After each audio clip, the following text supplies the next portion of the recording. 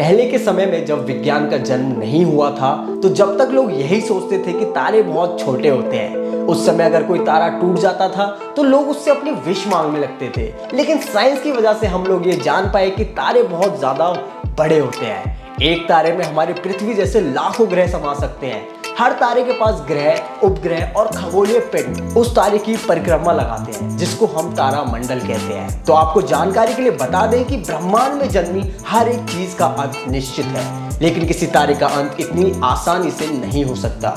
उनके अंत में करोड़ों साल लगते हैं। तो आज हम इस वीडियो में आपको वॉर्म होल के बारे में बताने जा रहे हैं। तो आइए जानते हैं क्या होते हैं ये वॉर्म होल। मगर आगे बढ़ने से पहले चैनल को सब्सक्राइब कर लें और इस वीडियो को एंड तक जरूर देखें। जैसा कि आपने साइंस फैंटेसी की फिल्मों में ऐसा सीन जरूर देखा होगा कि जिसमें लोग एक स्थान से किसी दूसरे स्थान पर बड़ी आसानी से चले जाते हैं।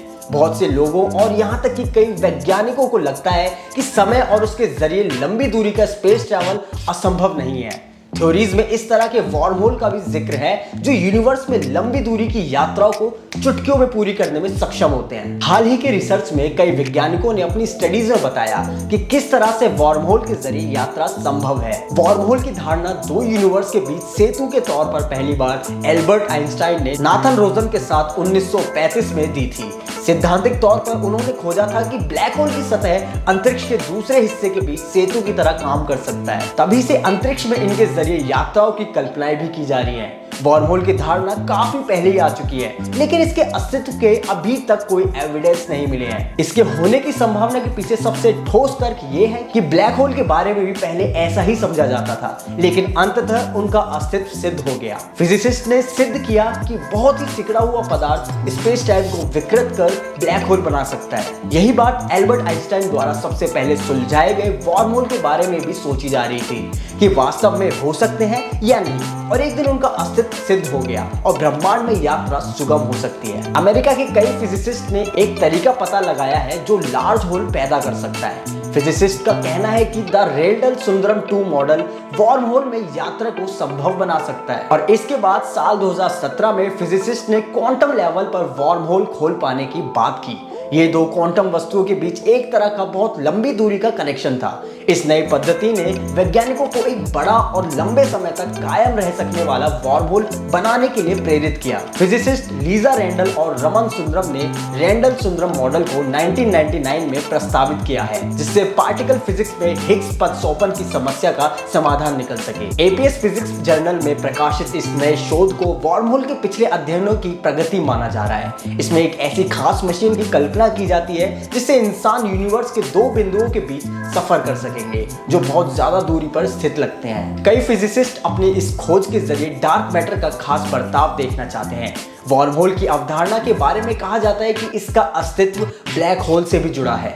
जहां ब्लैक होल सारा पदार्थ अपने अंदर खींचता है, वहीं व्हाइट होल की भी अवधारणा है। ये वो पिंड होते हैं जो पदार्थ बाहर निकालते हैं और दोनों के बीच की कड़ी वॉर्म होल होता है। ये एक तरह की सुरंग या ट्यूब होती है जो दो बहुत ही दूर सैकड़ों या करोड़ों लाइट ईयर्स दूर स्थित बिंदुओं को बहुत ही कम समय में जोड़ देती है।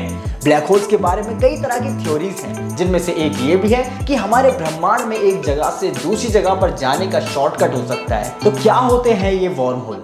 सेंट्रल एस्ट्रोनॉमिकल ऑब्जर्वेटरी के एक्सपर्ट्स ने दावा किया है कि चमकीली गैलेक्सी के बीच में मौजूद ब्लैक होल, जिसे हम एक्टिव गैलेक्टिक न्यूक्लियस भी कहते हैं, और ये इन वॉर्म होल में जाने का रास्ता हो सकता है। माना जाता है कि स्पेसक्राफ्ट इनसे गुजर सकते हैं, लेकिन इनके आसपास बहुत रेडिएशन होता है। इसकी वजह से इंसानों का वहां जाना नामुमकिन है। वॉर्म होल और ब्लैक होल दोनों बेहद घने होते हैं और दोनों का गुरुत्वाकर्षण बहुत तेज होता है। दोनों में फर्क ये है कि ब्लैक होल में जाने वाली चीज कभी वापस नहीं आ सकती, लेकिन माना जाता है कि वॉर्म होल में एक सिरे से दाखिल होने वाला ऑब्जेक्ट ब्रह्मांड के किसी और हिस्से में बाहर निकलता है। शोधकर्ताओं ने दावा किया है कि ऐसा हो सकता है कि वॉर्म होल के एक सिरे से अंदर जाने वाला मैटर उसी वक्त दूसरे सिरे से अंदर जाने वाले मैटर से टकरा जाए और इसकी वजह से दोनों सिरों से निकलने वाला प्लाज्मा लाइट की स्पीड पर बाहर निकलेगा और इसका तापमान 18 ट्रिलियन डिग्री फ़ारेनहीट तक हो सकता है। इतने तापमान पर प्लाज्मा से गामा रेज निकलेंगी जिनकी ऊर्जा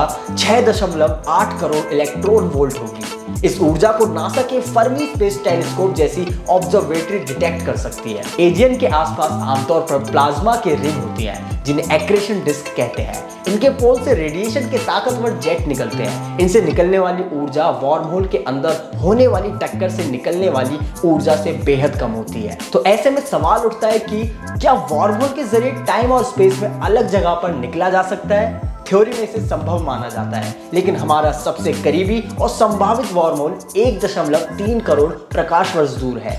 यानी ना सिर्फ इंसानों को ऐसे टेक्नोलॉजी इजाद करनी होगी जो वार्म होल के रेडिएशन से उसे बचा